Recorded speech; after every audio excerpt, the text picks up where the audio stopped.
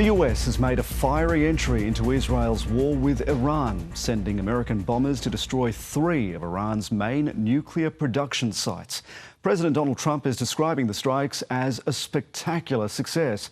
He says Iran must now make peace or face even greater attacks. But a spokesperson for Iran's supreme leader says his country is ready to respond, issuing threats against American, German and French targets in the region. As the world stands at the edge of a wider war with prolonged American involvement, Iranian missiles continue to be fired into Israeli cities. We have correspondents across the globe for tonight's coverage of this escalating conflict. We begin with North America correspondent Kamin Gock in Washington. American bombs hit targets in Iran in strikes which could reshape the world. According to the man who authorised the action, the US has wiped 3 key Iranian nuclear sites off the map. Tonight I can report to the world that the strikes were a spectacular military success. Iran's key nuclear enrichment facilities have been completely and totally obliterated. Iran, the bully of the Middle East, must now make peace. If they do not, future attacks will be far greater and a lot easier. The US strikes reportedly involved 6 B-2 stealth bombers carrying so-called bunker-busting bombs which weigh more than 13,000 kilograms and have never been used in warfare before. They left a Missouri airbase, flying 36 hours to the heavily fortified Fordo nuclear facility. It was hit at 2:05 a.m. Another bomber struck the 2nd nuclear site in Natanz, while it and a 3rd near the ancient city of Esfahan were also bombarded by 30 Tomahawk cruise missiles fired from US submarines. For 40 years, Iran has been saying death to America, death to Israel. They have been killing our people, blowing off their arms, blowing off their legs with roadside bombs. That was their specialty. A reporter from Iran's state-run news agency IRNA filming this video from the road near Fordo, playing down the severity, citing witnesses who claimed the explosions were not overwhelming. After days of deliberations with senior cabinet members, Donald Trump's decision came long before his self-imposed 2-week deadline. Congratulations, President Trump. Israeli Prime Minister Benjamin Netanyahu praised the president. For 2 decades, he has repeated that Iran was close to building a nuclear weapon. History will record that President Trump acted to deny the world's most dangerous regime the world's most dangerous weapons. With America choosing to enter Israel's war with Iran, Americans are now coming to terms with what this means for their country. I'm just struggling. I don't know what to do. I don't know what to tell my children. I don't know what to tell my children we're fighting for. Yesterday, my child asked me, are we entering a 3rd World War?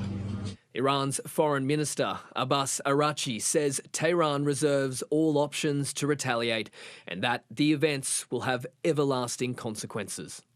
Trump's late-night message to Iran was short and ominous. In his words, there will be peace or tragedy.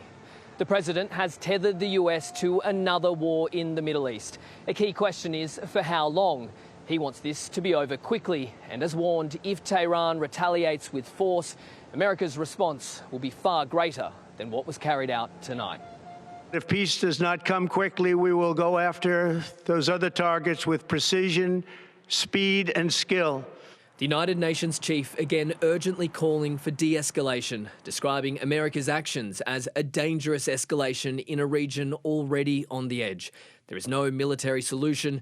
The only path forward is diplomacy. President Trump has warned he's willing to go down either path. Thank you. Kamin Gock, ABC News, Washington. With analysis of the US strike action in the Middle East, here's the ABC's America's editor, John Lyons. The US and Israel believe they have Iran's regime on the run. Iran's supreme leader, Ayatollah Khamenei, is in hiding, and the 86-year-old has limited options. Donald Trump says the US bombings of the nuclear facilities were a spectacular military success and warns if Iran does not surrender, by which he means cancelling its nuclear program, there are many targets left. President Trump now has to decide whether the US escalates its attacks, turning this into another prolonged war in the Middle East, which would be a broken promise to Americans, and especially his own supporters, to keep the US out of so-called forever wars like Iraq and Afghanistan.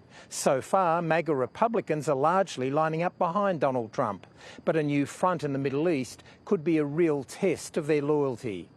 The reality of the Middle East is being redrawn before our eyes by Donald Trump and Israel's Benjamin Netanyahu.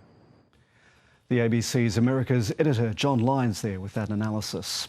Despite the warning from Donald Trump, Iranian state media says Tehran could retaliate with strikes on US assets in the Middle East. The US has around 50,000 personnel in the region, with permanent bases in Qatar, the UAE, Bahrain, Saudi Arabia and more. State media has named the US naval fleet in Bahrain as a potential target. Iran has also threatened to close the Strait of Hormuz to American, British, German and French ships.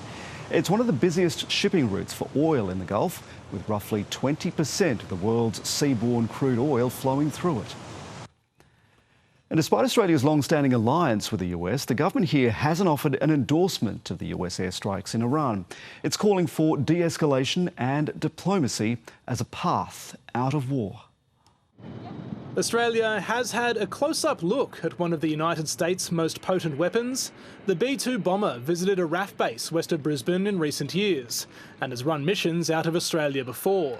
But the federal government is indicating these latest strikes were an American-only operation. We have been clear that Iran's nuclear and ballistic missile program has been a threat to international peace and security. We note the US President's statement that now is the time for peace. The security situation in the region is highly volatile. We continue to call for de-escalation, dialogue and diplomacy. It's not an endorsement of the US airstrikes, something the opposition was willing to offer. The coalition supports military action taken by the United States to stop Iran from acquiring nuclear weapons. It's calling on the Australian government to back the actions of a friend. Look, I think they've been far too ambiguous. The United States is a close ally. The United States has a key role in re-establishing order and peace in the Middle East. Others arguing Australia should stay as far out of it as possible. We need our government to come out clearly and say they will not in any way participate in this latest US war in the Middle East. In terms of this bombing campaign, given the distance of Australia, it is unlikely we'd be called on to assist. Protests in Sydney and Melbourne attracted voices condemning the strikes. It has to stop. I don't think the Iranians have ever provoked anything to be subjected to this sort of violence. Trump was hired for a peace, and he's doing exactly what Israel wants him to do. But a smaller group supported the US action. They are using our Iranian civilian people as a shield to protect that damn Ayatollah. World leaders are beginning to weigh in. UK Prime Minister Keir Starmer suggesting Iran can never be allowed to develop a nuclear weapon, and the US has taken action to alleviate that threat. That statement from Keir Starmer stands in contrast to what's come so far from the Australian government. It goes much closer to endorsing the US's actions, and it's come from the Prime Minister rather than a nameless government spokesperson. There's clearly a reluctance within the Albanese government to be seen to be cheering on this conflict. That might be in line with community sentiment. It might also be noted by some in the Trump administration. Tom Lowry, ABC News, Canberra.